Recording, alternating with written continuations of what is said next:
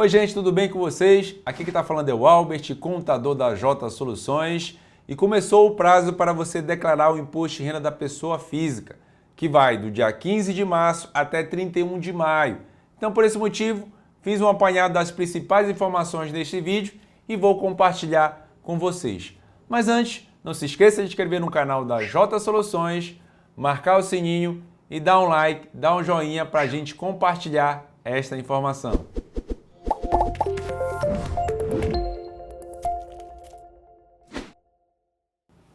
Muito bem, gente. Vou começar logo. Quem são as pessoas obrigadas a declarar o imposto de renda? A Receita Federal publicou a Instrução Normativa 2178 de 2024, estabelecendo as regras para esse ano de 2024. Lembra que são referentes às informações de 1º de janeiro a 31 de dezembro de 2023, tá certo? Importante esclarecer isso. E nós temos até 31 de maio para prestar contas com o leão. Primeira obrigatoriedade, houve uma atualização na tabela, certo? Foi para 30.639,90, quem obteve rendimentos tributáveis acima de 30.639,90. Quem recebeu rendimentos isentos e não tributáveis acima de 200 mil, certo? Quem obteve ganho de capital sob alienação de bens, lembra o que é ganho de capital? Você tem um imóvel no valor de R$1 milhão. Vendi por 2 milhões, nesta operação ganhei R$1 milhão. Então, nessa operação de ganho de capital, vou pagar imposto de renda. Quem teve posse ou propriedade de bens, ou inclusive terra nua, com valor total superior a 800 mil, anteriormente era 300, para esse ano houve uma atualização para 800 mil. Quem teve atividade rural cuja receita bruta for igual ou superior a R$ 153.199,50. É mais um valor que houve atualização para esse ano de 2023. Declaração 2024, referente às informações de 2023, tá certo? Então, essas são informações importantíssimas de atualizações que houve. Mas, gente, além da obrigatoriedade dos rendimentos, quais são as despesas necessárias, o que eu posso deduzir como despesa, certo? Inclusive, eu quero que você comente aqui, dentro da área do imposto de renda, qual o vídeo específico que você gostaria de saber que eu gravasse. Albert, mercado de criptomoedas, Albert, mercado de ações, Albert, doações. Me comente aí, me ajude a gravar conteúdo para vocês do que vocês têm dúvida, no qual você gostaria de um vídeo sobre imposto de renda, especificamente sobre esse assunto. Então vamos lá. Quais são as primeiras coisas que você vai declarar? Baixou o aplicativo, hoje você pode inclusive baixar hoje pelo próprio celular, baixar no seu notebook, no seu computador, o aplicativo para declarar o imposto de renda.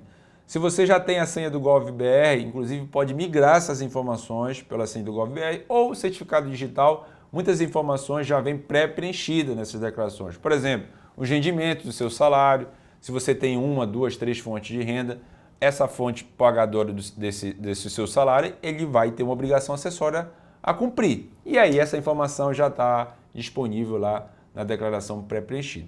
E também as suas despesas. Quais são as despesas? Você tem despesas médicas, certo? Essas despesas médicas, ela não tem limites. Então, se você gastou lá 1.000, 2.000, 5.000, tanto faz, é possível você deduzir integralmente. O que é considerado despesa médica? Consulta, exames, plano de saúde. Detalhe importante sobre o plano de saúde. Só é considerado ali dedução aquilo que é pago por você e seus dependentes, tá certo? Se você é o titular do plano de saúde, mas tem lá 5 pessoas a mais lá no seu plano de saúde, tem que ver o que são pessoas consideradas seu dependente, porque só pode considerar somente esses valores.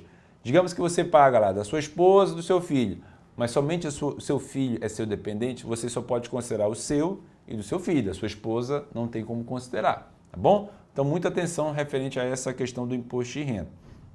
Outras questões possíveis, despesas com educação.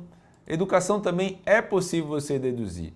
Só que a educação, gente, ela já tem limites. Hoje, atualmente, o limite com a educação é R$ 3.561,50, tá bom, gente? Então, é o limite. Você pode ter gastado 5.000, 10.000, mas o limite disponível é esse, que é passível de você deduzir.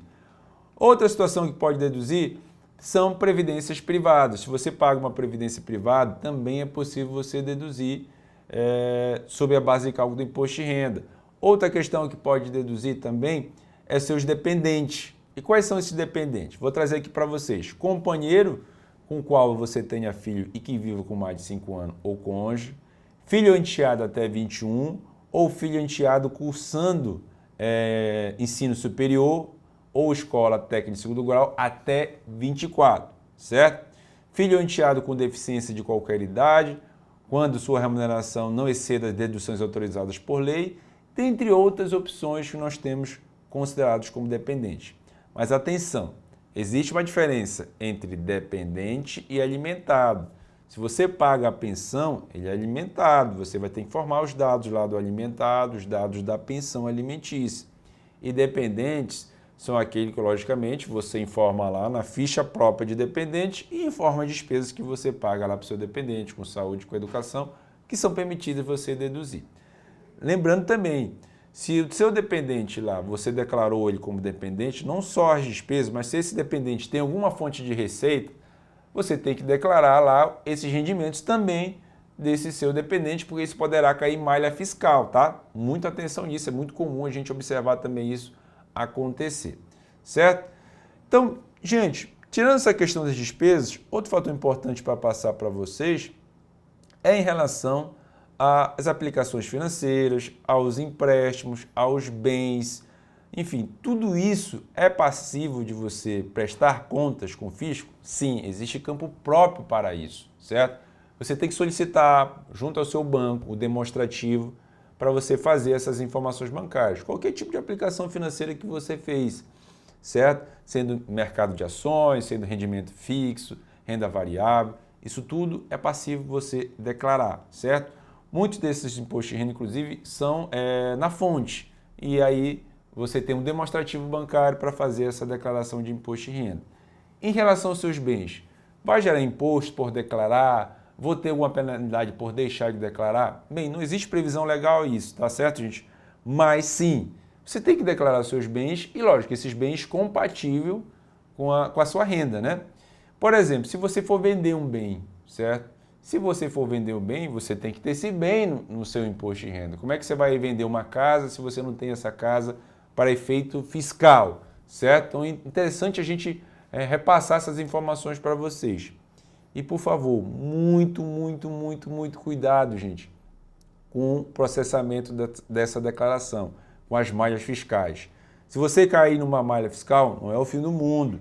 Identifique qual é a divergência. Você pode consultar a sua declaração se for processada ou não. E aí, identificando essas divergências, você corrigir, você retificar, você poderá eventualmente anexar alguma documentação que está faltando e assim prestar contas com o fisco, para que você nesse momento não seja autuado. Porque se você for autuado, eles vão te cobrar um imposto suplementar desta operação que a Receita detectou de divergência e vai te cobrar uma multa de 75% sobre esse valor, certo? Então, muita atenção nisso. Alves, minha declaração pode gerar imposto a pagar ou a minha declaração pode gerar imposto a restituir. É exatamente isso. Se nesse caso, se for retido durante o decorrer do ano mais imposto que era devido, você passa a ter direito à restituição, que a Receita Federal vai restituir na sua conta bancária, que você informou na sua declaração de imposto de renda, inclusive via Pix também, tá certo? Aí, todos os meses, a Receita Federal vai lançar o lote, e aí você tem que estar consultando para verificar que lote que está. Lógico, existe prioridade? Sim, aquelas primeiras declarações no qual foi feita, aquelas declarações que nunca caíram em malha fiscal, as pessoas mais idosas, com deficiência, com um problema de saúde, todos são prioridades na fila de restituição, ok? Então a Receita Federal lança o calendário para você restituir. Mas em caso, gente, de pagamento, como é que funciona o pagamento? Muito bem, eu vou ter que gerar imposto a pagar, nesse caso eu posso dividir em até 8 cotas, certo?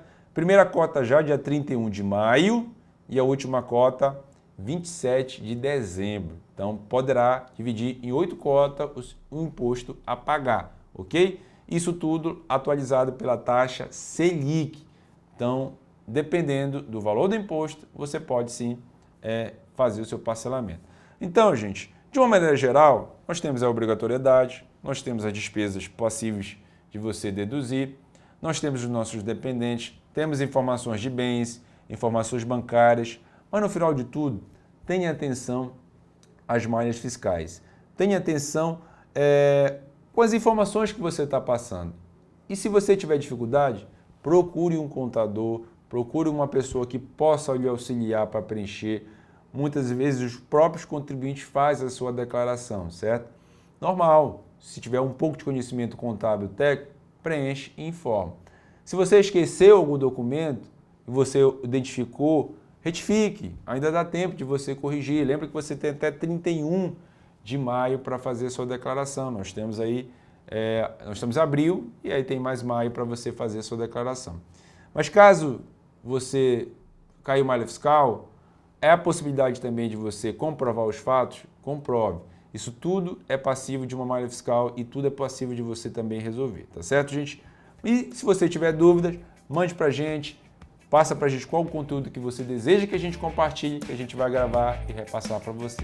Se você gostou desse vídeo, não esqueça de comentar, de compartilhar e sempre mandar perguntas e sugestões e dar um like, dar um joinha pra gente compartilhar esse conteúdo.